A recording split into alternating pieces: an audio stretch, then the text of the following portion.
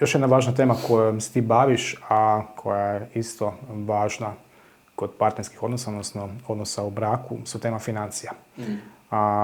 Gdje ti vidiš najveći problem, dakle, kod tih bračnih financija, oko čega se bračni parovi najviše, ajmo tako reći, kolju? Pa oko tajnosti ili oko toga da nisu zajednički, nisu upoznati sa financijama jednih drugih.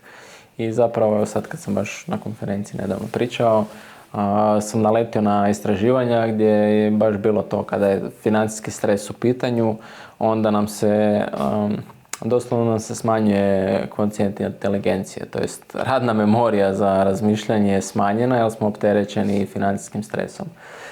I zbog toga onda ne donosimo i dobre odluke i onda to generalno utječe na naš odnos i sad ne mora to biti nužno samo financijski stres, ali recimo kad je on u pitanju, onda to isto povlači određene probleme, situacije, povlačenja, šutnja, netrpeljivost, ljutnja i sve druge stvari u našem odnosu. Tako da financije kada su nesigurne, kada postoji određeni dug koji nije sad vratit ću ga sljedeći mjesec, nego dugoročno ili me opterećuje taj dio, onda može utjecati na brak. Sad tu što se tiče financija, najbolja situacija je, baš su radili testiranje na 230 parova, ja mislim. 1/3 je na početku braka, otprilike su imali 28 godina svi, a 1/3 na početku braka je imala zajedničke financije, 1/3 je bila upoznata s financijama jednih i drugih i treća skupina su imali razdvojene financije. I onda su radili određeni test zadovoljstva ili tako nešto. I onda nakon 2 godine su opet radili taj test. I ovi koji su imali zajedničke financije su imali najbolje rezultate njihovog zajedničkog odnosa i svega ostaloga, daleko puno bolje od onih koji su imali razdvojene financije. Sad kad su nam razdvojene financije, onda tu imamo puno prostora za skrivanja, za padanje u grijeh i tako dalje, kocka, trošenje na takve stvari ili na dugove, stvaranje dugova, nedovoljno dobro upravljanje novaca, jer opet u braku ti imaš svoje novce, zaradio si ih, ok, ali ako imaš još jednu osobu koja je poznata s time, ti opet imaš neku kontrolu. U smislu, ne da ti je nadglednik na tvojim financijama, ali barem još netko vidi. Ovako kad nitko ne vidi i ne zna, ti jako lako odeš u druge stvari. Mislim da kad pričamo i o kocki tim stvarima, da ima muškaraca koji imaju problema s tim, upadaju u ogromne dugove, uništavaju obitelji i to znam nekoliko bliskih slučajeva gdje nisu to ljudi koji su tamo daleki ovisnici, to su ljudi u crkvi svaki dan. To su ljudi tu bliski koji jednostavno si ne mogu pomoći. Prokockali su more i more novaca, automobila, stanova i ne znam čega sve ne. A sad kad netko drugi zna još šta ti radiš s tim i trošiš, imaš opet neku kontrolu, netko vidi. Tako da za nas, mi imamo ne zajednički račun, ali imamo iznos do kojeg, ne znam, do 20 eura se ne pitamo šta kupujemo.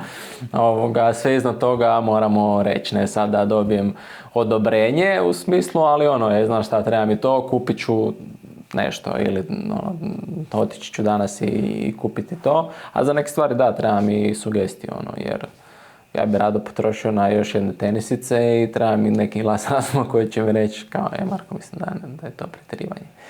Tako i obrnuto, sad kako će on funkcionirati. Moj pogled na financije se drastično promijenio smirenom, jer sam došao iz obitelji koja je kartica, kredit, rate i tako dalje. A ona pak gdje ona je imala karticu na rate, ne zna ni dio je. Znači, ako nam dovoljno novaca za kupiti sad odmah, ne kupujemo to. Kod nje je samo cash and carry, nema drugoga. I onda smo morali naći neku sredinu za neke stvari. Kad smo ulazili u kredit, ja sam ju rekao, Mirjana, nećemo ga otplatiti za 5 godina. Znači, to nije stvar koju ti možeš sad sebi skinuti i riješiti što prije.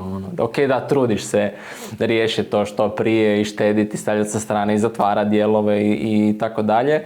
Ali to opterećenje i strah od tih nekih stvari isto je bio kod nje velik, gdje isto to moralo dovesti se u normalu neku, šta je normalno u svemu tom procesu.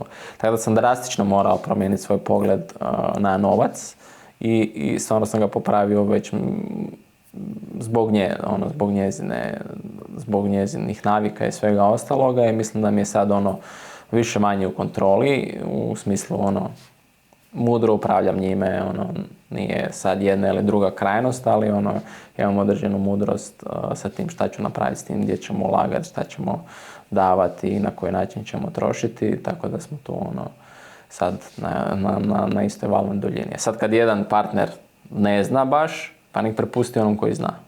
Mi nekad mislimo kao muškarac je lider, glava i tako dalje. Pa ima muškaraca koji ne zna upravljati novcima. Ako žena je sposobnija, daj njoj da upravlja novcima. Jer ako ti uporno srljaš i trošiš i ne znam šta, nije ni rješenje da žena kaže on je glava, ja njega učim, neka on bude autoritet i on nosi to i neka on odluči. Pa ako srlja radi gluposti, preuzmi ih nazad. Inače ćete biti u problemima. I baš kad sam imao sad to predavanje o financijama, sam rekao ljudima, ako uporno ne možete ih sastaviti, uporno vam curi, uporno je minus, uporno dugovi, vrtite iz šupljeg u prazno, pa potražite pomoć.